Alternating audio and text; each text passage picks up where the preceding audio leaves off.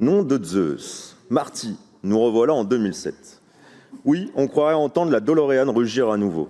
Après le rock'n'roll des années 50 et le Far West américain, voici le 4e volet de Retour vers le futur. Une délibération sortie tout droit d'un vieux manuel des années Sarkozy, repeinte aux couleurs de la com régionale.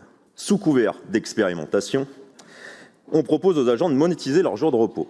Traduction, travailler plus, se proposer moins pour une poignée d'euros. Si ce n'est pas un retour à la logique du toujours plus au détriment du bien-être au travail, alors je ne sais pas ce que c'est. On sent derrière cette délibération un vieux fond idéologique, celui qui n'a jamais digéré les 35 heures. Pourtant, les faits sont têtus. Le rapport Romagnan, remis à l'Assemblée nationale en 2014, l'a largement documenté. Non seulement le passage aux 35 heures n'a pas nui à la compétitivité de notre économie, mais la productivité horaire dans les entreprises a même augmenté après leur mise en œuvre.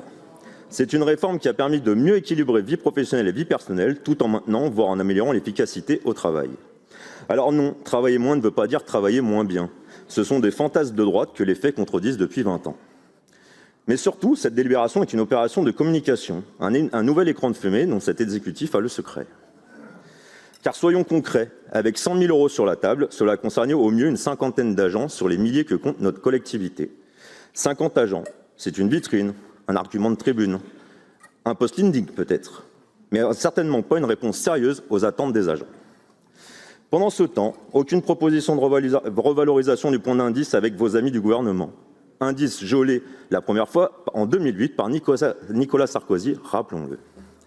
Aucune revalorisation réelle des salaires, aucune reconnaissance tangible du travail quotidien et essentiel des agents, et des risques psychosociaux toujours là, toujours minimisés, malgré des alertes régulières. Les syndicats n'ont pas tardé à faire entendre leur colère en boycottant le CST mercredi dernier. Le signal est clair, ils ne veulent pas être complices de cette mascarade.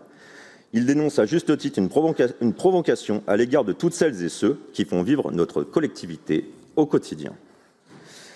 D'ailleurs, même sur le plan technique, cette délibération est bancale. Pour les catégories B et C, la monétisation du compte épargne-temps rapportera moins que des heures supplémentaires classiques. Et pour les catégories A, cela serait un détournement du compte épargne-temps pour monétiser des heures supplémentaires, ce qui semble incompatible avec leur statut. Alors à qui s'adresse cette mesure? À quelques rares profils. En tout cas, elle est faite pour vous essayer de dire ensuite « Voyez, on agit ». C'est en réalité un coup de com', rien de plus. Mais au-delà des chiffres, c'est bien l'image que vous donnez de notre administration qui pose problème. Vous considérez les agents comme une variable d'ajustement, comme une main-d'œuvre qu'on peut pousser toujours un peu plus loin tant qu'ils tiennent. C'est une insulte à leur engagement. J'ai travaillé à leur côté pendant des années. Je connais leur dévouement, leur sens du service public, leur attachement à cette grande maison. Les agents ne demandent pas qu'on les presse comme des citrons, ils demandent qu'on les respecte, qu'on les écoute et qu'on leur donne les moyens de bien faire leur travail. Quand les agents ont le sentiment qu'on ne les écoute pas, qu'on valorise le surtravail au lieu du travail bien fait, ce n'est pas seulement une erreur managériale, c'est un échec politique. Ce que nous attendions, c'était un plan d'ampleur pour l'attractivité des métiers publics, pour la qualité de vie au travail, pour la reconnaissance concrète de celles et ceux qui font tourner la région. Au lieu de cela, vous nous proposez une expérimentation gadget, injuste, inefficace et provocante. Monsieur le Président, collègues de la majorité, vous n'êtes pas condamnés à suivre cette logique. Vous avez encore la possibilité de faire preuve de respect pour nos agents en votant contre cette délibération. Du côté des écologistes, aucune hésitation. Nous voterons contre cette délibération et nous continuerons de défendre un vrai projet de reconnaissance des agents publics. Je vous remercie.